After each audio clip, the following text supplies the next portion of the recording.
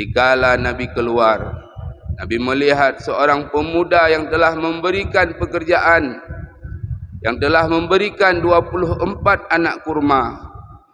Maka bertanya li Rasul, wahai pemuda, bukankah tangan engkau tadi masih utuh? Kenapa hari ini sudah putus tangan engkau? Maka dijawab oleh pemudanya, wahai Rasulullah, napa maaf lon, aku tidak mengenal engkau ya Rasulullah. Aku takut tangan ini gara-gara aku menampar engkau, Allah membakarku nantinya di dalam api neraka. Sehingga aku ambil pedang, aku potong tangan aku hingga putus ya Rasulullah. Maafkan aku ya Nabi.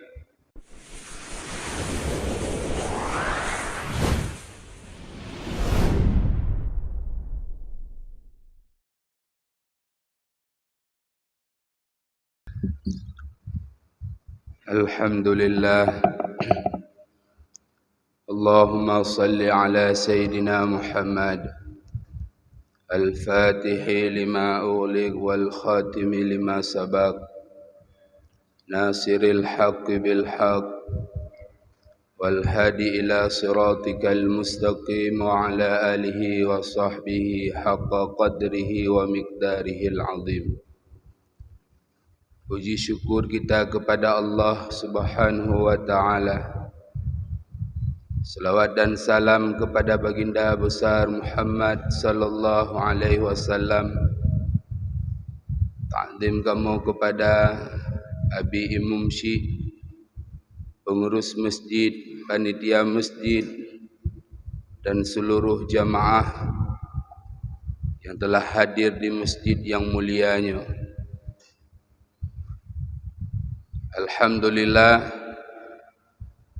tidak lama lagi kita akan masuk kepada bulan yang begitu kita tunggu-tunggu dan kita idam-idamkan, yaitu bulan lahirnya daripada baginda besar Muhammad sallallahu alaihi wasallam.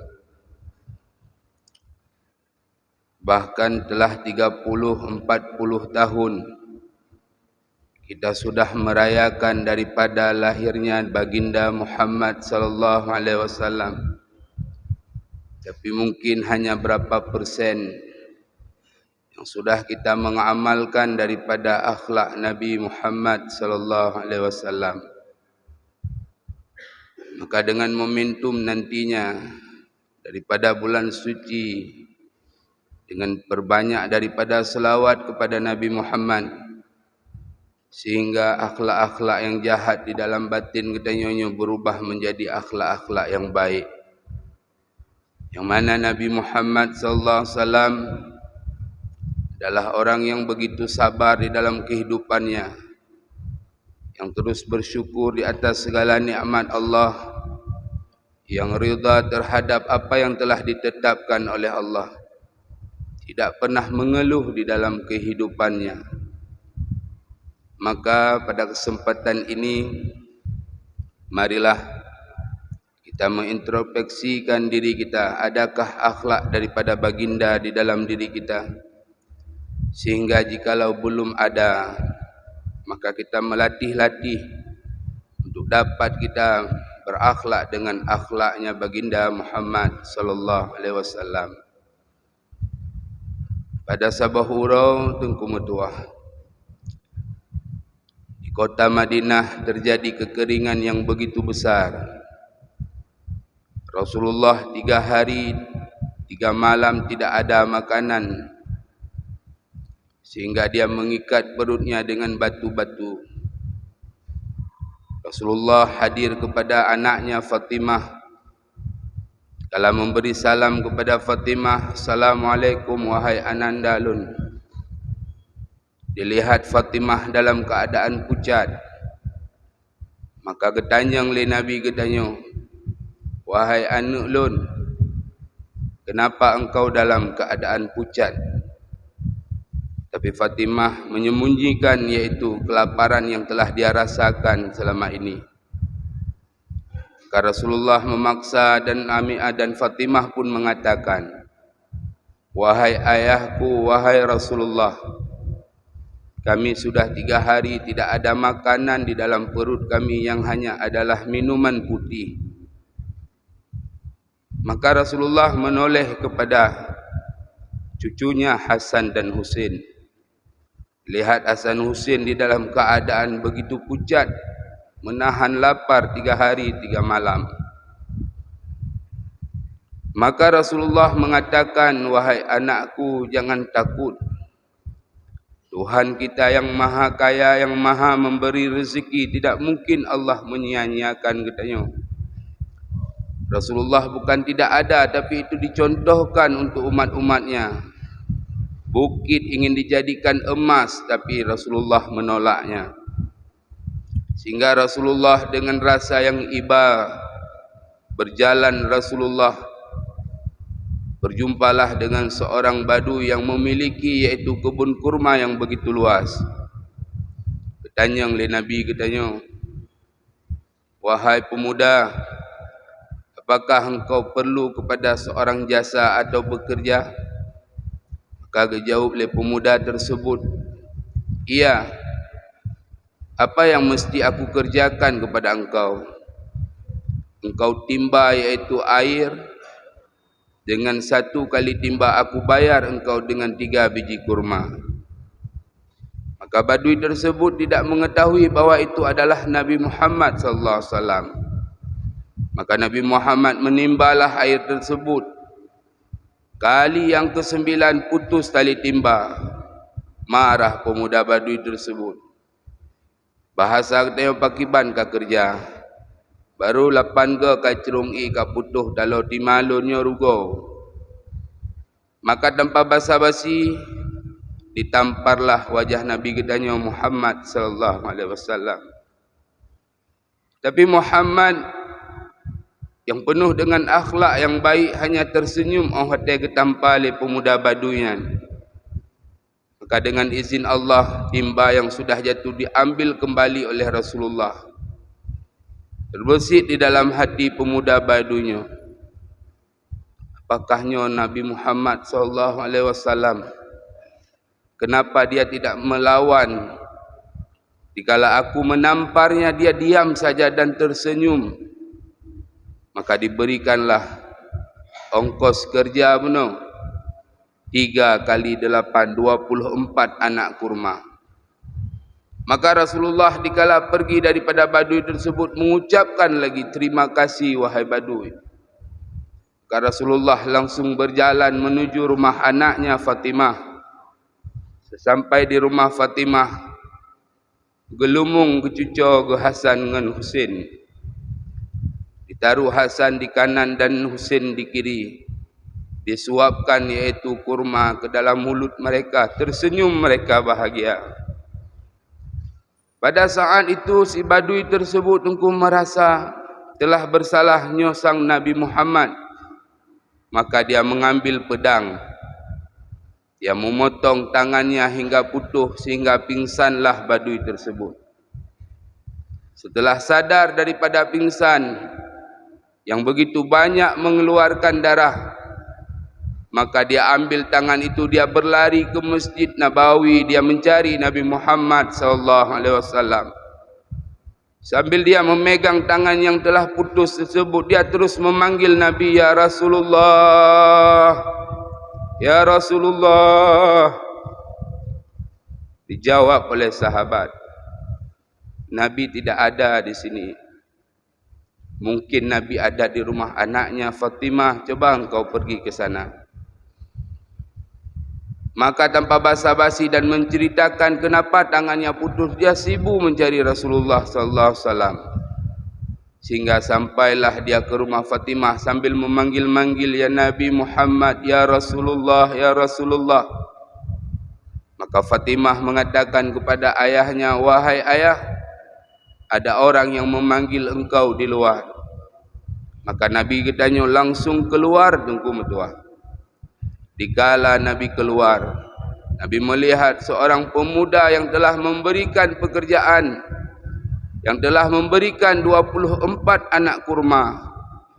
Maka getanyang li Rasul, wahai pemuda, bukankah tangan engkau tadi masih utuh? Kenapa hari ini sudah putus tangan engkau?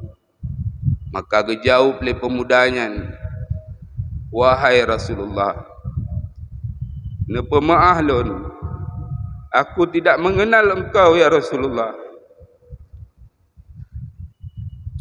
Aku takut tangan ini gara-gara aku menampar engkau, Allah membakarku nantinya di dalam api neraka. Sehingga aku ambil pedang, aku potong tangan aku hingga putus ya Rasulullah. Maafkan aku ya Nabi. Dalam keadaan yang seperti itu Nabi mengatakan, aku yang berterima kasih kepada engkau wahai pemuda. 3 hari 3 malam cucuku tidak masuk makanan di dalam perutnya dengan sebab engkau memberikan pekerjaan tadi. Cucu-cucuku dalam keadaan kuat dan bahagia. Maka dengan izin Allah, mukjizat diambil tangan tersebut, disambung oleh Rasulullah, sehingga tersenyumlah pemuda tersebut. Ini akhlak Nabi. Dari cerita itu Nabi pertama tidak pernah mengeluh dan menerima apapun yang menjadi keputusan Allah terhadap dirinya. Nabi terus ridha, Nabi terus sabar dengan segala ujian dan bala, terus bersyukur di atas nikmat Allah, tidak pernah menjadi mengeluh di dalam kehidupannya. Berbeda dengan kita, kita tidak pernah merasakan kelaparan. Gasin-gasin kita yang pernah dah makan walaupun satu pinggan iaitu berdua, tapi sehari semalam tetap ada masuk makanan di dalam perut kita. Tapi Nabi Muhammad 3 hari 3 malam dia menahan perutnya, diikat anak batu, tapi tidak ada keluar di dalam hatinya ataupun di lidahnya. Mengeluh, tidak menerima di atas segala ketetapan Allah. Itu yang pertama. Kita lihat cerita yang lain. Dikala Nabi Muhammad katanya membawa agama Islam di kota Mekah Al-Mukarramah, Nabi Muhammad ditolak. Nabi Muhammad dikatakan membawa ajaran baru. Nabi Muhammad orang yang sesat. Nabi Muhammad itu orang yang sihir. Sehingga Nabi Muhammad dikejar-kejar dan diusir di tanah kelahirannya sendiri. Tengku metua. Tanah hurung syik ke, tanah nek ke usir Nabi Muhammad sallallahu alaihi wasallam. Dikala pada saat itu Nabi Muhammad pergi dengan sahabatnya Zaid bin Haritsah berjalan kaki dari kota Mekah menuju ke kota Taif, dengan harapan orang kota Taif menerima Nabi Muhammad sallallahu alaihi wasallam. Berdua mereka berjalan dengan sahabatnya sampai di sana. Rasulullah dicaci maki. Rasulullah yaitu dijahati oleh pada masyarakat kota Taif. Dikala Rasulullah ingin keluar daripada kota Taif, Rasulullah dikepung oleh para masyarakat yang ada di kota Taif. Pada tangan mereka sudah ada kerikil dan batu. Anak-anak ikut, orang perempuan ikut, laki-laki semua ikut untuk melempar Nabi Muhammad sallallahu alaihi wasallam. Coba munyo getanyo dalam posisinya dekum tua. Dalam posisi getanyo masyarakat di sini kamu sapat mandum gera manuk batai ke getanyo pagi getanyo pada masanya. Tapi Muhammad dengan sahabatnya Zaid bin Haritsah berjalan berlari mereka. Sahabat yang begitu setia melindungi Nabi Muhammad, gepeluk Nabi Muhammad tengku. Dipeluk Nabi Muhammad, dibawa dia yang menahan yaitu lemparan batu tersebut. Sehingga berdarahlah Zaid bin Haritsah kepalanya. Nabi Muhammad pun berdarah tumitnya. Berjalan berlari Nabi Muhammad menghindari daripada lemparan hujanan batu. Di saat itulah turun malaikat Jibril menawarkan kepada Nabi Muhammad, ya Rasulullah, Nelaki izin mentang ba Allah. Bah loncok dua bawah gunung kan. Aku lemparkan kepada mereka bah mati wa yang mendum. Dalam keadaan luka Nabi Muhammad. Gegalan sahabat dalam keadaan luka. Masih keluar daripada mulut yang mulia. Jangan wahai malaikat. Baik malaikat. Lun yakin akan lahir daripada tulang-tulang sulbi mereka orang yang beriman ke lun, beriman ke Allah. Sehingga dia munajat kepada Allah, ya Allah, masyarakat kota Taif, ya Allah, hanai turilun lahum.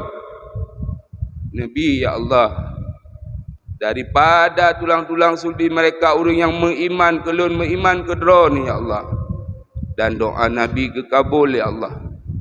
Dino kota Taif 100% orang beriman ke Allah, beriman ke Rasulullah. Kalau kita posisi itu bagaimana tengok bawa dayan tengku tua. Tidak sanggup kita menahan. Yang terakhir, supaya menambah keyakinan kita kepada Nabi dan kita dapat berakhlak dengan akhlak Nabi. Di saat Nabi Muhammad di kota Madinah, setiap harinya Nabi Muhammad pergi ke tengah-tengah pasar kota Madinah.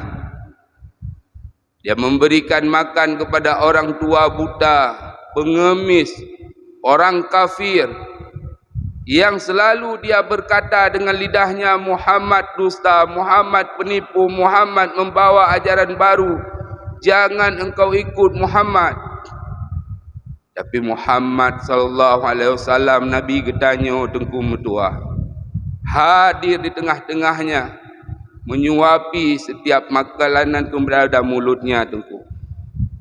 Kesuap tengku, masuk ke dalam perutnya, dia memaki lagi Rasul. Kesuap belum dari Rasulullah, bertahun-tahun lagi ya tengku metua, bukan sehari dua hari.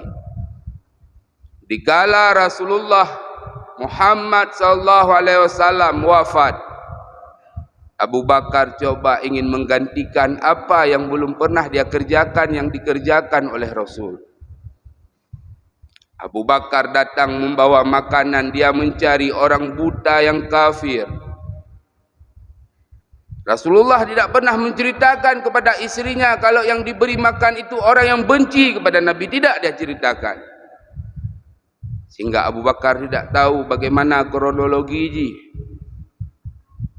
Nabi kitanya pun hak, yaitu Abu Bakar hadir untuk menggantikan Rasulullah sallallahu alaihi wasallam.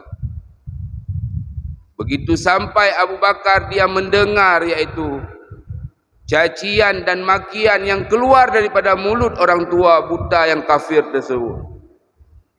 Hati Abu Bakar.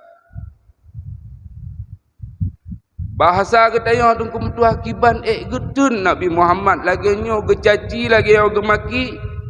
Setiap hari dia datang memberi makan kepada orang tuanya.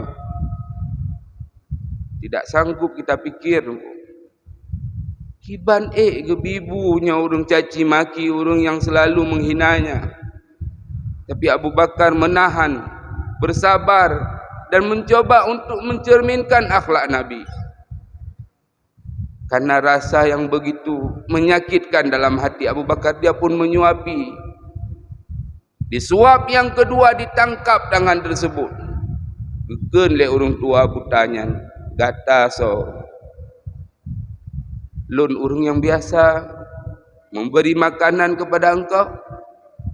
Katakan orang biasa, baik kata pengelun. Orang biasa yang memberi makan kepadaku sangatlah lembut. Sedangkan engkau kasar. Engkau bukan orang yang biasa, engkau berbohong. Siapa orang biasa yang memberi makan kepadaku? Abu Bakar menjawab, wahai orang tua, ketahuilah olehmu yang terus memberi makan kepada engkau setiap hari datang kemari. Itulah orang yang kau caci maki setiap hari, Muhammad sallallahu alaihi wasallam. Tanya oleh orang tuanya, "Ho Muhammad nyan kau wafat." Geklik orang tua hanyan geken ba Abu Bakar, "Hai Abu Bakar, gata sebagai saksi lun uronyo lun tamang dalam agama Muhammad. Ku ucap asyhadu alla ilaha illallah wa asyhadu anna Muhammadar Rasulullah." Ini akhlak Nabi. Mudah-mudahan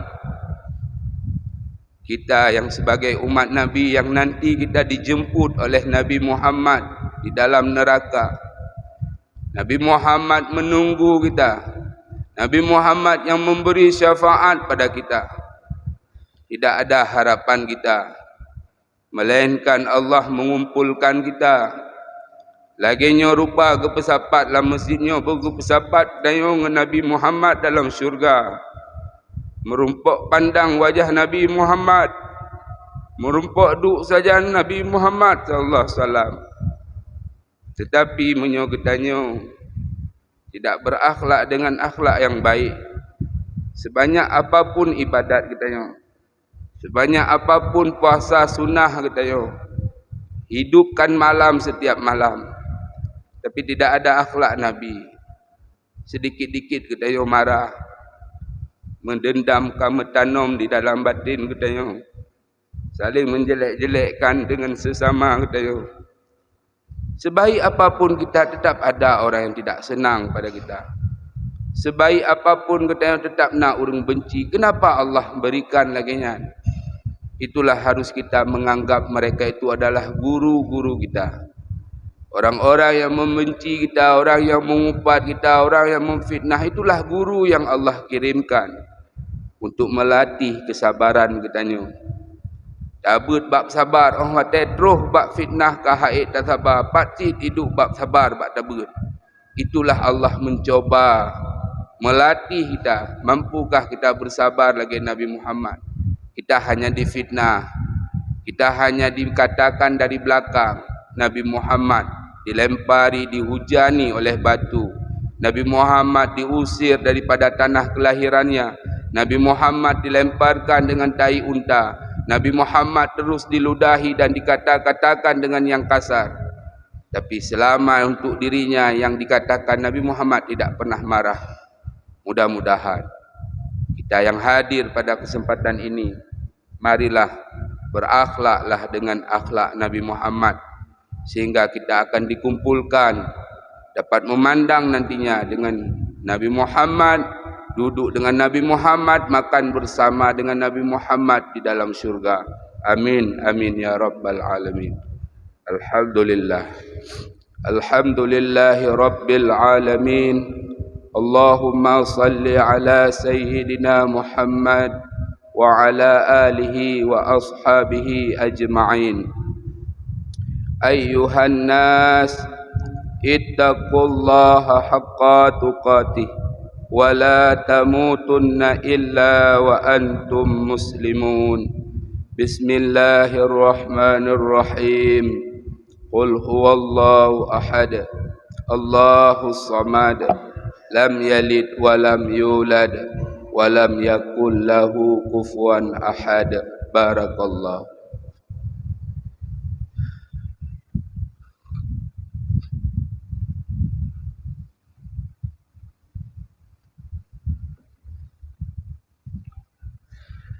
Alhamdulillahi rabbil alamin. Allahumma salli ala sayyidina Muhammadin abdika wa rasulika nabiyil ummi wa ala alihi wa sahbihi ajma'in. Ayyuhan nas, ittaqullaha haqqa tuqatih wa la tamutunna illa wa antum muslimun. Bismillahirrahmanirrahim. Inna a'tainakal kautsar fasalli li rabbika wanhar. إن شانئك هو الأبتر. اللهم اغفر للمسلمين والمسلمات والمؤمنين والمؤمنات الأحياء منهم والأموات إنك على كل شيء قدير. اللهم يا الله بها يا الله بها يا الله بحسن الخاتمة يا ذا الجلال والإكرام أمتنا على دين الإسلام. ربنا آتنا في الدنيا حسنة وفي الآخرة حسنة وقنا عذاب النار ولا ذكر الله